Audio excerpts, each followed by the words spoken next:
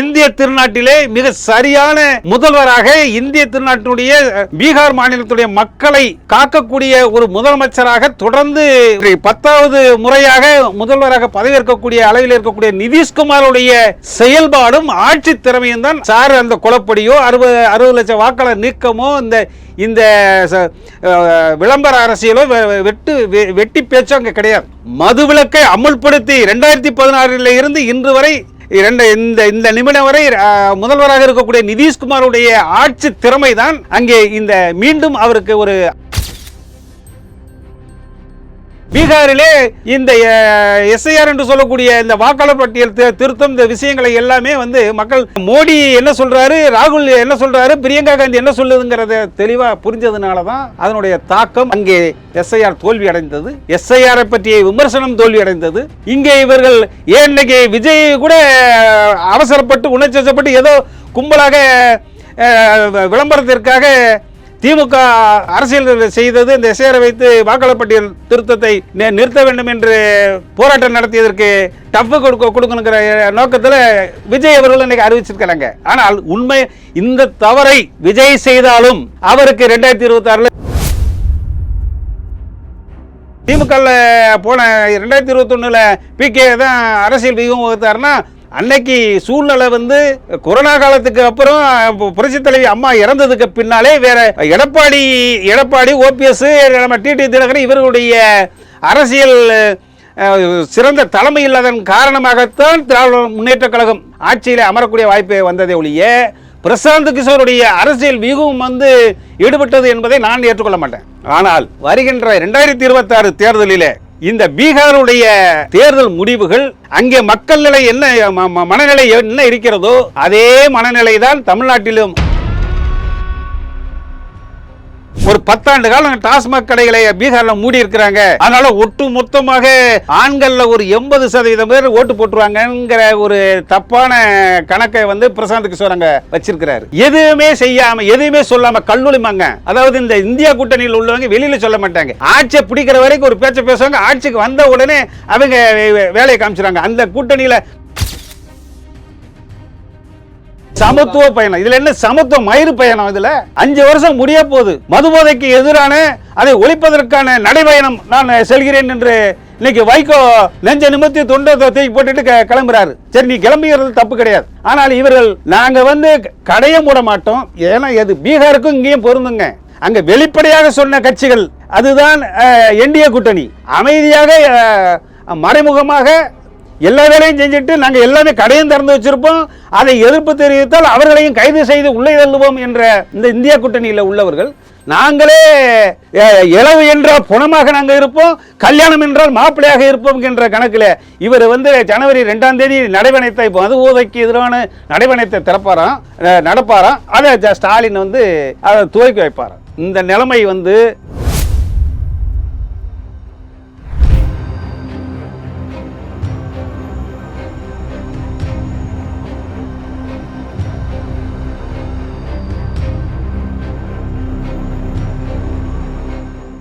Real one நண்பர்கள் உறவுகள் அனைவருக்கும் வணக்கம். இன்று நம்மோடு இருப்பவர் தமிழ்நாடு மதுக்குடிப்போர் விழிப்புணர்வு சங்கத்துடைய தலைவர் செல்லப்பாண்டியன் அவர்கள். வணக்கம் சார். வணக்கம்.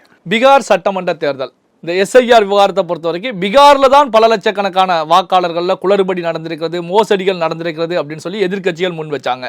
தமிழ்நாட்டில் கூட இந்த எஸ்ஐஆர் விவகாரத்துக்கு ஆளும் கட்சி திமுக கடுமையான எதிர்ப்புகளை தெரிவிச்சாங்க. ஆனா பீகார்ல என்டிஏ கூட்டணி அமோக வெற்றி பெறக்கூடிய நிலையில முன்னணியில இருந்து கொண்டிருக்கிறது. எப்படி பாக்குறீங்க? பீகார் எப்படி தமிழ்நாட்டில் 234 சட்டமன்ற தொகுதி, அங்க 243 சட்டமன்ற தொகுதிகள். தமிழ்நாடு அளவுக்கு தமிழ்நாட்டை விட பெரிய மாநிலம். நீங்கள் சந்தர்ப்பவாதம் பிரிவினைவாதம் என்று அந்த அழகா பிஜேபியுடைய முன்னாள் தலைவர் அண்ணாமலை இப்போ பீகாருடைய தேர்தல் முடிவுகளை பற்றி பேசிட்டு வராங்க. பீகாரில் இன்றைக்கி 101 தொகுதி பிஜேபியும் 101 தொகுதி நிதிஷ்குமார் ஐயாவுடைய கட்சியும் போட்டியிட்டது. இதில் 91 பிஜேபியும் 81 நிதிஷ்குமார் அவர்களும் தற்போதைய நிலவரப்படி முன்னணியில் இருக்கிறார்கள், அமோகமாக வந்து கொண்டிருக்கிறார்கள். இப்போ இந்தியா முழுவதும் ஒவ்வொரு மாநில வாரியாக மிகப்பெரிய அளவில் பெண்களும் அரசியல் விழிப்புணர்வோடு வந்துகிட்டு இருக்காங்க. அந்த பீகாரில் பெண் வாக்காளருடைய எண்ணிக்கை அதிகமாயிருக்கு. இந்த சூழ்நிலையில் அங்கே 3 அதாவது என்டிஏ கூட்டணி, அடுத்து பிகே என்று சொல்லக்கூடிய பிரசாந்த் கிஷோர், அந்த தேர்தல் வியூக மன்னன் ஒருத்தர். தேர்தல் வியூக மன்னன் வந்து அங்கே என்ன வாக்குறுதி கொடுக்காரு அப்படின்னா, நான் ஆட்சிக்கு வந்தால் வந்த 1 மணி நேரத்தில் டாஸ்மாக் கடைகளை திறப்பேன். ஏன்னா அங்கே 2016 ஆட்சிக்கு வந்த உடனே ஐயா நிதிஷ்குமார் அவர்கள் 2016 மே 6 கையெழுத்து போடுறாரு. அதாவது மதுவிலக்கை அமல்படுத்துறாரு. அன்னைக்கு இருந்து இன்னைக்கு 10 ஆண்டு காலமாக மதுவிலக்கு மதுக்கடைகளை மூடிய மாநிலமாக நிதிஷ்குமார் கொண்டுட்டு வந்துகிட்டு இருக்காரு. அப்ப போன வருஷம் பீகாருடைய உயர்நீதிமன்றமே நீங்க டாஸ்மாக் கடைகளை திறக்கவில்லை என்றால் இங்க அசாதாரண சூழ்நிலை உருவாங்க மாதிரிலாம் அறிக்கை விடுறாங்க. இதை ஏன் சொல்ல வரேன்னா, இந்த 3 நிலைமையில இங்க எப்படி திமுக 2021 தேர்தல் நேரத்தில் இந்த மதுவிலக்கை பத்தி அப்படியே நாங்கள் ஆட்சிக்கு வந்தால் அமல்படுத்துவோம்னு பிரச்சாரத்தில், தேர்தல் பிரச்சாரத்தில் மட்டும் பேசிவிட்டு நாங்கள் வந்து அப்படியெல்லாம் ஒன்றும் சொல்லவில்லை, நாங்கள் அப்படியே சொன்னோம் அப்படிங்கிற நக்கல் நையாண்டியெல்லாம் பண்ணிக்கிட்டு இருந்த, அதைத்தான் சொல்கிற சந்தர்ப்பவாத அரசியல் இதெல்லாம் பண்ணிக்கிட்டு இருந்த சூழ்நிலையில் அங்கே வாக்காளர் பட்டியல் திருத்தம் சார் என்று சொல்லக்கூடிய அங்கே வாக்காளர் நீக்கம் அதெல்லாம் சொன்னாலும் கூட உண்மையான யதார்த்த தேர்தல் முடிவுகள் இப்போ வந்திருக்கு.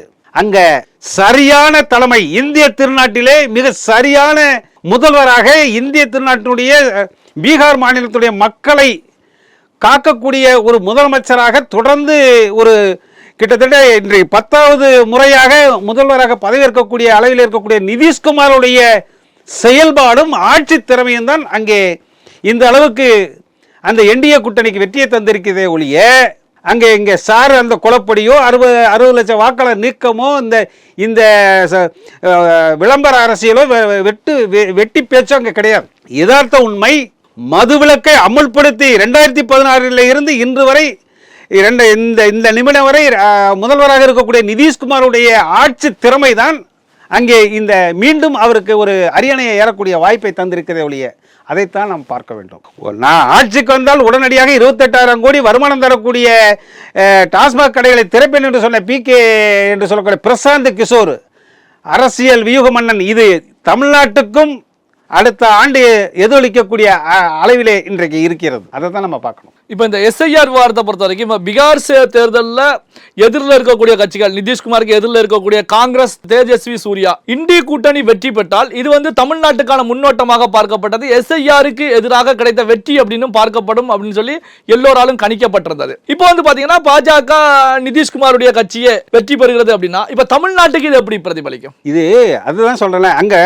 அங்க 3 வகையா நம்ம சொல்லிட்டேன். அந்த எஸ்ஐஆர் வந்து அங்க இந்த திமுக இருக்கக்கூடிய இந்தியா கூட்டணியுடைய பிரச்சாரம், அங்க ராகுல் காந்தியோட பிரச்சாரம் சுத்தமா அங்க ஈடுபடல. மக்கள் தெளிவா இருக்கான். என்ன கேட்கிறேன், நீ வந்து சென்னையில இருக்கிற விருதுநகர்ல இருக்க அப்படின்னு சொன்னா நீங்க வந்து தெளிவு பண்ணிக்கோ. இது வந்து காலங்காலமாக 2002 எஸ்ஐஆர் என்று சொல்லக்கூடிய அந்த வாக்காளர் பட்டியல் சீர்திருத்தம் வந்து கிட்டத்தட்ட அழகா வந்து நம்ம நிதியமைச்சர் நிர்மலா சீதாராமன் வந்து தெளிவு பண்ணியிருக்கிறாங்க. இன்னைக்கு எல்லா மக்களுக்குமே, படித்த இளைஞர்களுக்கு, பெண்களுக்கும், மாணவிகள் அத்தனை பேருக்கு தெளிவாக இருக்கிறாங்க. அதனால இந்த வெட்டி பேச்சாக இந்த அதாவது பாரத பிரதமர் வேட்பாளராக இருக்கக்கூடிய இந்திய திருநாட்டுடைய பல ஆண்டு காலமாக ஆட்சியில் இருந்த காங்கிரஸ் கட்சியினுடைய தலைவராக இருக்கக்கூடியவர் ஏதோ ஒரு மாநிலத்தில் வாய்க்கு வந்ததை பேசிட்டு போங்கிறத எல்லாமே இன்னைக்கெல்லாம் தெளிவா மக்கள் இருக்காங்க. என்ன செய்யுது பிஜேபி, என்ன செய்யுது, என்ன சொல்றாங்க, காங்கிரஸ் என்ன சொல்லுது, என்ன அப்படிங்கறத தெளிவாங்க. பீகாரிலே இந்த எஸ்ஐஆர் என்று சொல்லக்கூடிய இந்த வாக்காளர் பட்டியல் திருத்தம், இந்த விஷயங்களை எல்லாமே வந்து மக்கள் மோடி என்ன சொல்றாரு, ராகுல் என்ன சொல்றாரு, பிரியங்கா காந்தி என்ன சொல்லுதுங்கிறத தெளிவா புரிஞ்சதுனால தான் அதனுடைய தாக்கம் அங்கே எஸ்ஐஆர் தோல்வி அடைந்தது. எஸ்ஐஆரை பற்றிய விமர்சனம் தோல்வி அடைந்தது. இங்கே இவர்கள் ஏன் இன்னைக்கு விஜய் கூட அவசரப்பட்டு உணர்ச்சிப்பட்டு ஏதோ கும்பலாக விளம்பரத்திற்காக திமுக அரசியல் செய்தது, இந்த எஸ்ஐஆரை வைத்து வாக்காளர் பட்டியல் திருத்தத்தை நிறுத்த வேண்டும் என்று போராட்டம் நடத்தியதற்கு டஃப் கொடுக்கணுங்கிற நோக்கத்தில் விஜய் அவர்கள் இன்னைக்கு அறிவிச்சிருக்கிறாங்க. ஆனால் உண்மை இந்த தவறை விஜய் செய்தாலும் அவருக்கு 2026 இந்த நிலைமை தான் ஏற்படும். யதார்த்த உண்மையை இந்த இந்திய திருநாட்டிற்கு ஏற்ற என்ன சொல்கிறது, மத்திய அரசு என்ன சொல்கிறது, அதில் தவறு என்றால் ஆணித்தரமாக வலியுறுத்த வேண்டும். அது நியாயம், அது சரியா எதிர்கால சந்ததிகளுக்கு சரியாக இருக்கிறது என்று சொன்னால் அதை ஏற்றுக்கொள்ள வேண்டும். அதைத்தான் இன்று இந்திய குடிமகன் காஷ்மீர் முதல் கன்னியாகுமரி வரை உள்ள அத்தனை இந்த 140 கோடி இந்திய குடிமக்கள் எதிர்பார்த்து கொண்டிருக்கின்ற நிலைமை, அரசியல் நிலைமை மாறிக்கொண்டு வருகிறது. இப்போ பாத்தீங்கன்னா பிரசாந்த் கிஷோர் பல்வேறு மாநிலங்கள்ல கட்சிகள் வெற்றி பெறுவதற்கு துணையாக இருந்தவர், வெற்றி வாகை சூட்டி கொடுத்தவர் அப்படின்னு கூட சொல்லலாம். தமிழ்நாட்டில் முதலமைச்சராக இருக்கக்கூடிய மு.க. ஸ்டாலின் அவர்களை அரியணை ஏற்றியதுடைய பங்கு, அபரிமிதமான பங்கு பிரசாந்த் கிஷோர தரம். இப்படிப்பட்ட PK உடைய கட்சியை பொறுத்தவரைக்கும் பீகார்ல தோல்வியை தழுவுகிறது அப்படின்னா, நிதிஷ்குமார் மதுவிலக்கு கொண்டு வந்த பிறகு பீகார்ல குடிமகன்கள் இல்லாமல் போய்விட்டார்களா, அல்லது இந்த குடிமகன்கள் PKவிற்கு ஆதரவு தெரிவிக்கலா, கை கொடுக்கலையா, எப்படி எடுத்துக்கிறது? அதாவது அங்க 24 லட்சம்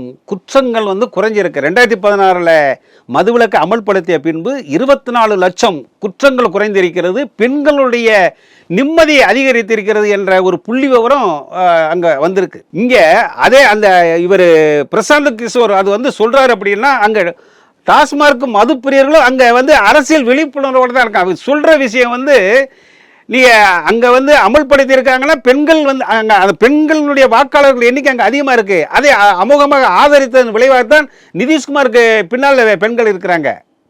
அந்த மதுப்பிரியர்கள் இவர் சொல்லக்கூடிய விஷயங்களை எந்த விதத்தில் ஏற்றுக்கொண்டார்கள்?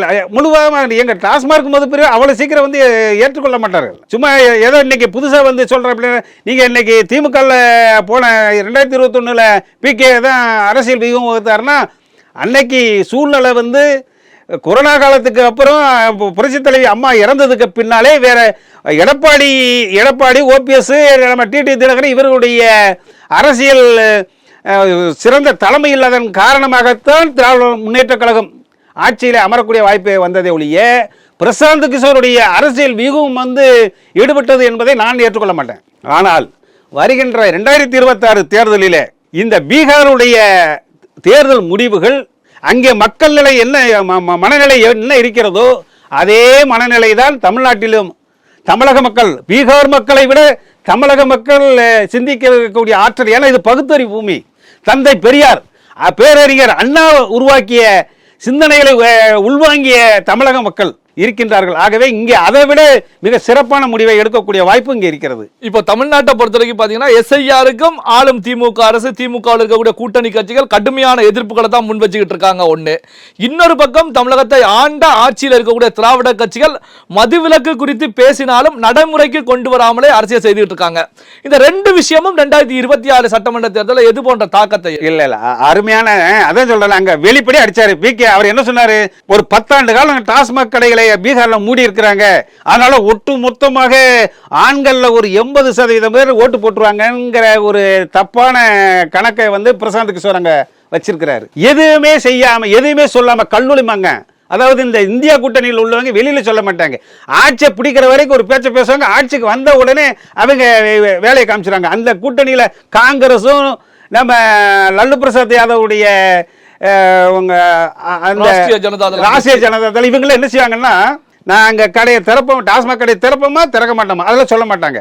வந்ததுக்கு அப்புறம் அவங்க வேலையை காமிப்பாங்க. அவங்க எதையுமே சொல்லாம அங்க அவங்க கூட்டணி அமைச்சிருந்தாங்க. வெளிப்படையாக மதுவிலக்கை அமல்படுத்துவேன் என்று தைரியமாக நெஞ்சை நிமிர்த்தி சொன்ன நிதிஷ்குமார், அவரோடு மத்திய அரசுடைய நிதியை பீகாருக்கு அதிகமாக ஒதுக்கியதன் காரணமாக பூவோடு சேர்ந்த நாரம் மணப்பதை போல நிதிஷ்குமாரால் தான் இன்னைக்கு அதிகமான தொகுதிகளை பிஜேபி வெற்றி பெற்றிருக்கிறது என்று சொன்னால், இந்திய திருநாட்டுடைய மிகச்சிறந்த தலைவர் நிதிஷ்குமாரனுடைய மக்கள் செல்வாக்கு தான் இன்னைக்கு பிஜேபியையும் அதிக இடங்களில் வெற்றி பெற செய்திருக்கிறது. ஆனால் அப்படியே தமிழ்நாட்டுக்கு வந்தால் அதே இந்தியா கூட்டணி தான். இங்கே வைகோ அவர்கள் வருகின்ற 2026 ஜனவரி 2ஆம் தேதி மது போதைக்கு எதிரான நடைபயணத்தை நான் துவங்குகின்றேன் என்று நேற்று அறிவிச்சிருக்கிறார். சமத்துவ பயணம். சமத்துவ பயணம். இதுல என்ன சமத்துவ மயிறு பயணம்? இதுல ஏங்க சமத்துவ மது போதைக்கு எதிரான பயணம். கள்ளச்சாராயம், கள்ளக்குறிச்சியில கள்ளச்சாராய சாவு நடந்தா அக்டோபர் 2 விடுதலை சிறுத்தைகள் திருமாவளவன் ஓடி போய் நாங்க மது போதைக்கு எதிரான மாநாடு நடத்துறாரு. 5 வருஷம் முடிய போது. மது போதைக்கு எதிரான அதை ஒழிப்பதற்கான நடைபயணம் நான் செல்கிறேன் என்று இன்னைக்கு வைகோ நெஞ்ச நிமித்தி தொண்டை தூக்கி போட்டுட்டு கிளம்புறாரு. சரி, நீ கிளம்பிக்கிறது தப்பு கிடையாது. மறுமலர்ச்சி திராவிட முன்னேற்ற கழகம் பேரறிஞர் அண்ணா அவர்களுடைய கொள்கையை ஏற்று வந்து உருவாக்கப்பட்ட கட்சி.